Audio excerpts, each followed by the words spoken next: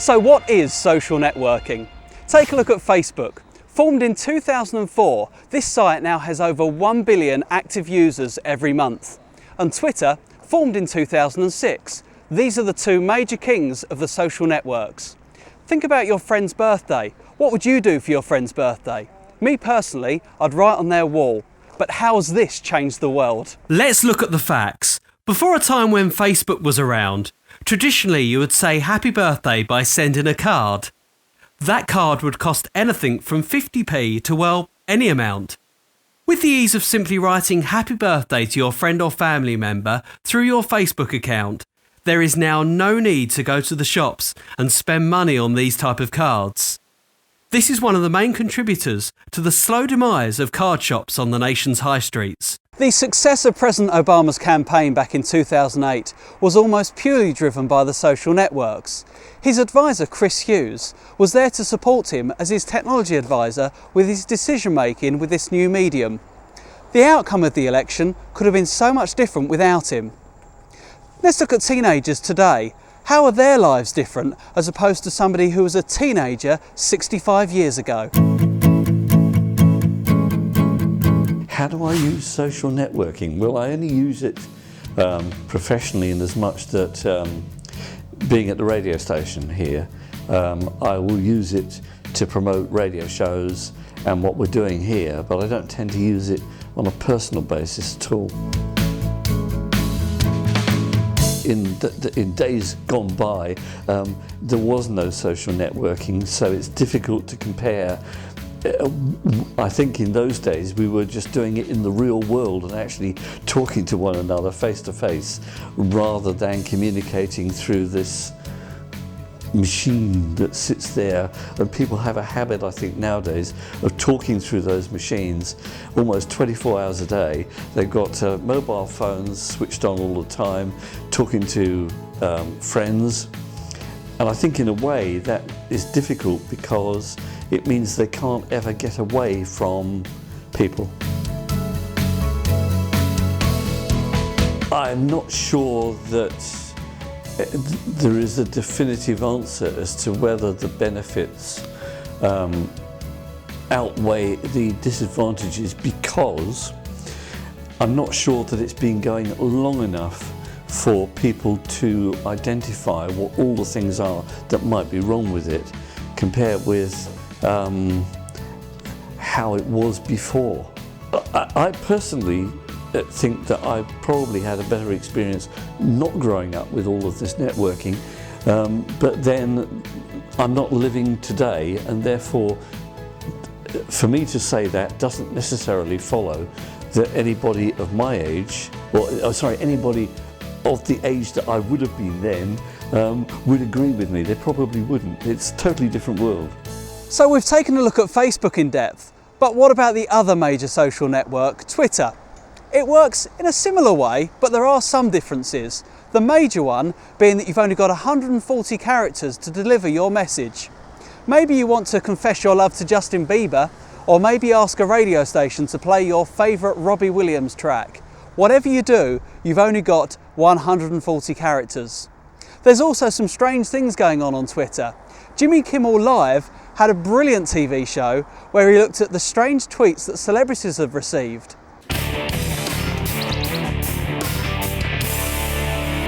I would rather chop my arm off and myself with my detached limb than watch Katy Perry the movie, What the is Wrong with the World? I pay to see that. Zooey Deschanel is overrated. I think I'm underrated.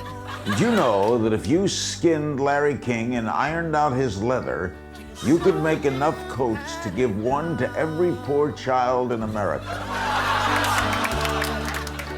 David Spade. At least this guy just gets right to it. I liked Kristen Stewart more when she was a boy. Dear God, give us back Tupac and we'll give you Justin Bieber. We've uncovered some of the nasty ways that Twitter can be used, but how about we ask people on what they actually think? Social networking, what do I think? I love it. I think it's a fantastic tool. However, I think it's massively oversaturated.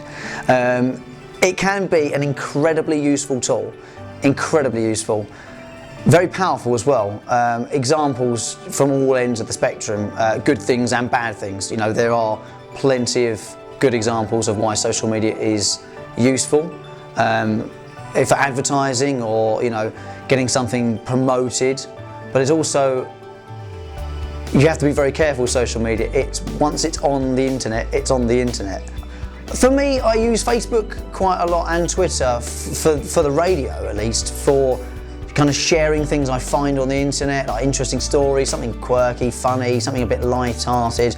Also to try and use people, you know, to tell people stuff's coming up. You know, I do quite not a scheduled show, it's not really regimented, but I like to keep things in a similar spot every morning so that people will get used to it and they know what time it is by what they can hear on the show. So, you know, if I know I've got a really specifically good showbiz news bit, I'll tweet it a few minutes earlier. Showbiz news on the way, you won't want to miss it. You know, and then obviously it gives the people a chance to go, oh, actually, yeah, I could do with knowing that, because I do it quite flippantly. But, you know, things like I do a musical quiz every day, we do a track of the week, which starts on a Tuesday, funnily enough. So this morning I made the post online on the website, then I tweeted it and Facebooked it. So after I played it on air, on social media, I'm saying, just played it, if you missed it, here it is, and you point people to it. So I think it's a fantastic tool to either bring people in or point people in certain directions. And, you know, if they have an interest in what you do, then it's fantastic, yeah, it's great. And it's great to talk to people as well. It's a really informal way of talking without people feeling like they have to do anything. You couldn't disappear, it will never disappear. Facebook may be at the point where it's starting to plateau off with memberships, but it will never disappear. You know, when you think about 8 years ago, Facebook didn't exist, Twitter didn't exist. We've got over 500 million people on Facebook now, 200 million on Twitter. But before that, you know, since then, you've had, you've got Vine now, the new one that's out. You've got loads of others. You've got Tumblr. You've got Pinterest, Instagram. I mean, that's just basically an app for taking photos of your food, I guess. But you know, for some people, it's brilliant and it works. I think the world is a better place for it, actually. Things are more instant. News is a really good thing as well. News can be spread really fast. Important news, something that's important to people, and Twitter's a fantastic tool for that. Really, really good. It's just got the edge because it's so instantaneous. It's 140 characters. This has happened, more news to follow. And instantly, I think probably BBC News or Sky News or something like that have got millions of followers, hundreds of thousands of followers. If 1% of them retweet that, that's expanded from 100,000 followers to 10 million, 20 million, and instantly BBC are breaking this news story, or Sky are breaking it, or ITV, or sometimes even a celebrity is the first one to tweet it, but that's it, it's like wildfire. And it's great, I think it really is, but it has to be used the right way. In 2008, MySpace generated in excess of $800 million. They were a major employer in the social networking world, employing 1,600 people. But there was a storm on the horizon. Our old friend Facebook was growing in popularity. Why was MySpace suffering? Was it the fact they were showing far too many adverts and users were quite simply just deleting their accounts? Whatever the reason, on the 19th of April 2008, Facebook took over the social networking world. Let's look at the facts. As of 2011, there are 5 million active Facebook users. That's 1 in every 13 people on Earth. 48% of 18 to 34-year-olds check Facebook right when they wake up. The 35 plus demographic now represents more than 30% of the entire user base. Did you know there are 206.2 million internet users in the US? That means 71.2% of the US web audience is on Facebook.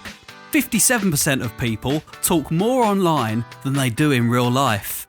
48% of young Americans said they found out about news through Facebook.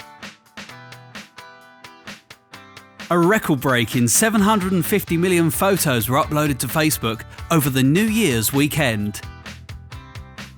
Let's take a look at what happens every 20 minutes, right here on Facebook. 1 million links shared.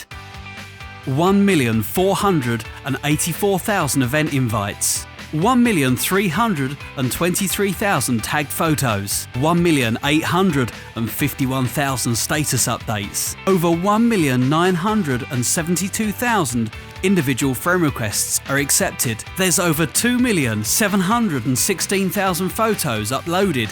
There's 2,716,000 messages sent and over 10 million comments made, along with 1,587,000 wall posts. So there we go, Facebook, the world's leading social networking site. Benefits some people, but affects other people in so many other ways. What will take over from Facebook? Only time will tell.